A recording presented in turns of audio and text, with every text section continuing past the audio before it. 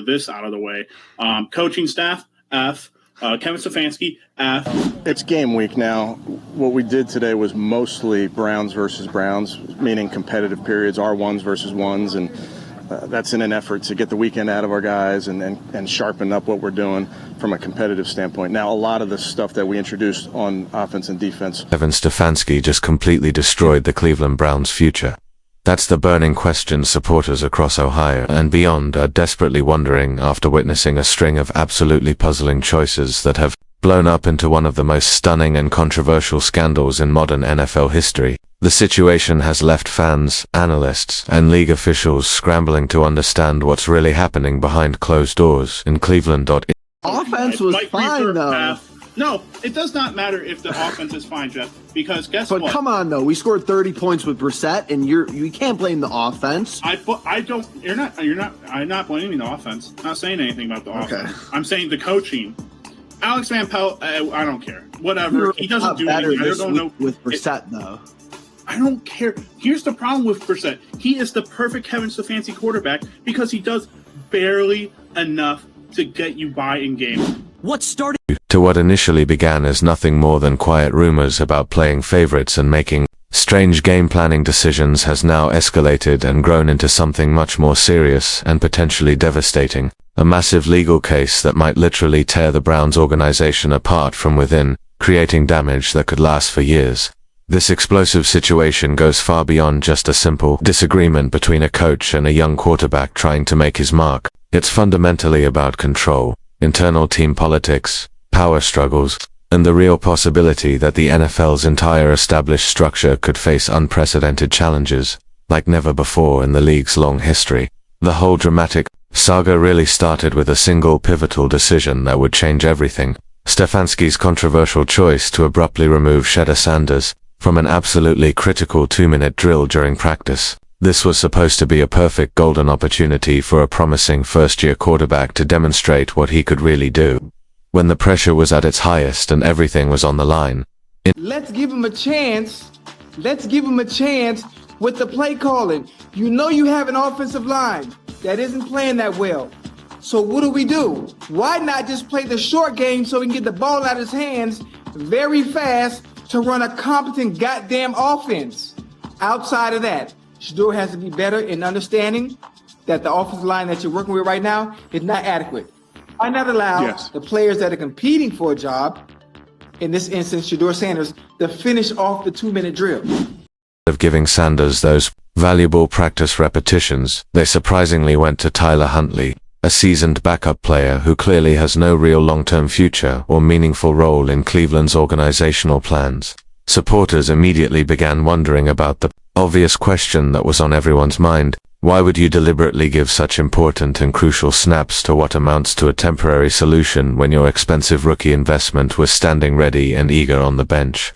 For many dedicated people following the team closely, it wasn't just an odd or unusual choice that raised questions. It seemed completely planned and intentional, almost like Sanders was being systematically kept away from the exact type of high-pressure experience that would naturally help him grow faster and develop his skills more effectively. The controversial move didn't just surprise people or catch them off guard. It actually created serious doubt and suspicion that Stefanski wasn't being completely fair or honest in his treatment of the young quarterback. That initial doubt and suspicion quickly turned into genuine anger and outrage when respected former players and seasoned experts started speaking up publicly about what they were witnessing. TJ Houshmandzadeh, known for his direct communication style, spoke very clearly and didn't hold back, boldly saying that Stefanski was actively undermining and sabotaging his own quarterback's development and confidence. They don't want a controversy. That's how they don't want a because we know what Flacco can do. Why does Flacco start in the game? We know what he can do. He led y'all to the playoffs the last time y'all let him play. So if you're trying to figure out who you gonna play in case Flacco gets hurt, Dylan Gabriel or Shedeur, you let them split the game. Tyler Huntley's getting cut tomorrow. Yeah. You let them battle it out. On television, experts and analysts from major networks shared exactly the same critical view, openly calling the decision completely personal, unprofessional, and wrong on multiple levels. Even Sanders' genuinely impressive preseason showing, where he consistently displayed remarkable calmness, accuracy, and natural skill that went well beyond his limited experience and age, got barely any meaningful recognition or acknowledgement from the coaching staff members, rather than offering deserved compliments, praise, or encouragement.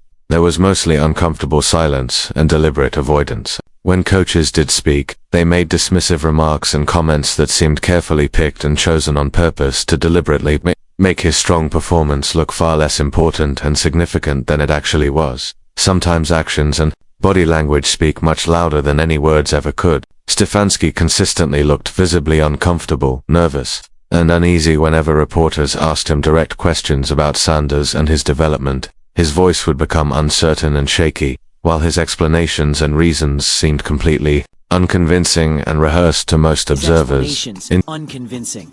Can you address this sort of persistent narrative that you're trying to sabotage Shedeur Sanders, especially after yesterday and not putting him in for the 2-minute?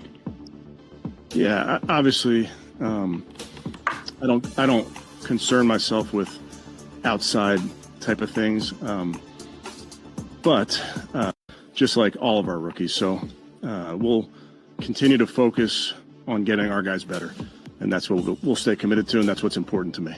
Controversial story and narrative was growing and building momentum incredibly quickly across all media platforms. Right from the very beginning, it appeared that Sanders had been deliberately positioned and set up to struggle and potentially fail. Then the passionate fans got deeply involved and made their voices heard. Cleveland's incredibly loyal supporters, who have courageously suffered through many long years of crushing disappointment and heartbreak, stood firmly behind Sanders with tremendous energy and enthusiasm that the organization simply couldn't overlook or ignore. Social media platforms completely exploded with trending hashtags and campaigns demanding that he start in week 1 of the regular season. Shedeur is the future became the powerful battle cry echoing through comment sections, popular podcasts, and radio shows throughout the entire country.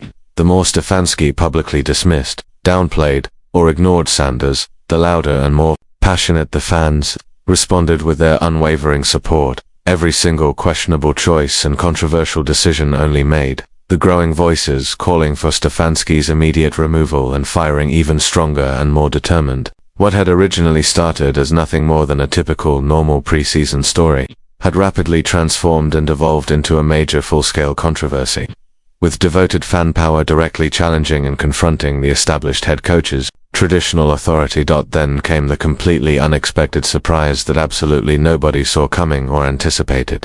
A serious lawsuit with major implications. Sanders' experienced legal team filed extremely serious accusations and claims against Stefanski, alleging that he deliberately sabotaged the young quarterback, intentionally created fake and fabricated injury reports, and purposely tried to damage and destroy the rookie's valuable reputation in the league. This explosive situation wasn't just about limited playing time or roster decisions anymore. It had escalated into a full-scale legal battle with potentially massive consequences. Based on detailed court documents and official filings, Sanders had actually been completely healthy and ready to play during several games, where he was mysteriously and unexplainably kept out of action. The allegations suggest that injury reports were completely made up and falsified specifically to provide justification for keeping him off the field. When he should have been playing, the estimated financial costs and potential damages were staggering, reaching an estimated 8 figures directly connected to lost sponsorship deals, decreased rookie card market value, and missed valuable media opportunities that could have significantly boosted his profile and earning potential. All of a sudden, this complex situation wasn't really about football strategy or team decisions anymore. It had become fundamentally about millions and millions of dollars, seriously damaged reputation, systematic unfair treatment inside the NFL organization, and the far-reaching effects and implications went way beyond just Cleveland's immediate problems. Sanders was sidelined. I don't think that's not my place, to answer, to even be able to give the answer to that. I feel like it's not in my control, so I'm not even gonna think about that or have that even in my thought process of why it is. Like, there's a lot of people that want to have the opportunity to be at this level, and I'm here, and I'm thankful to have the opportunity. So whenever that is, it is. But it doesn't make me feel down, or it doesn't make me feel left out or anything, because I know who I am as a person, I know who I am as an individual, and I know what I could bring to this team.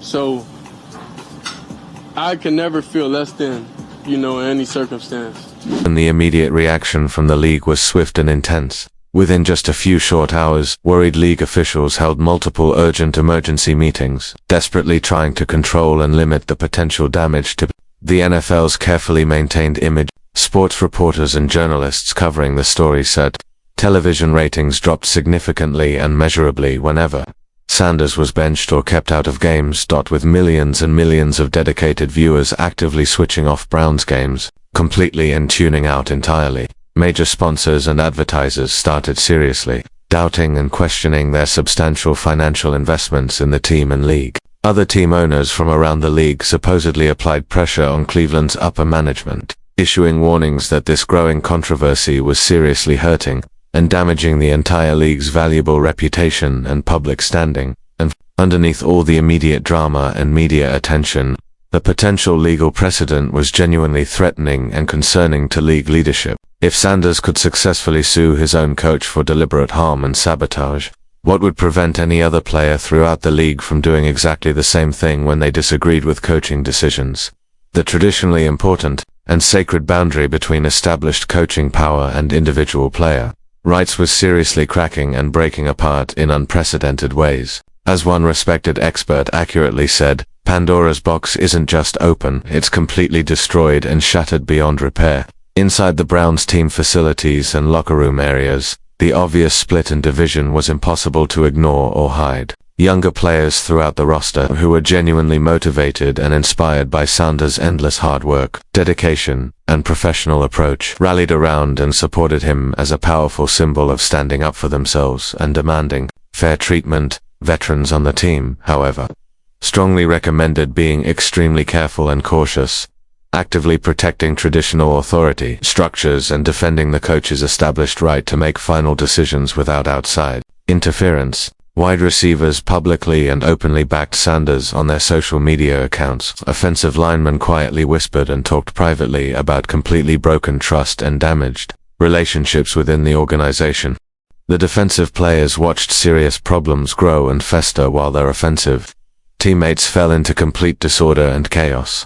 And across all social media platforms, Sanders became much more than just a talented quarterback trying to make his mark. He transformed into a genuine symbol of necessary change and progress in professional sports. To younger fans following the story closely, this wasn't simply sports drama or entertainment. It represented a significant fight between different generations, with outdated systems of control and authority clashing directly against a new era where professional athletes rightfully demanded basic respect, fundamental fairness, and complete transparency from their organizations. So, where does this leave the troubled Browns organization moving forward? A head coach whose job security is seriously in trouble and hanging by a thread, a talented rookie quarterback desperately fighting for his professional future and career survival, and a potentially game-changing lawsuit that might permanently transform and reshape the entire NFL landscape forever. Kevin Stefanski's position and employment status is barely safe and secure. Shedeur Sanders' valuable reputation and future prospects are genuinely at serious risk.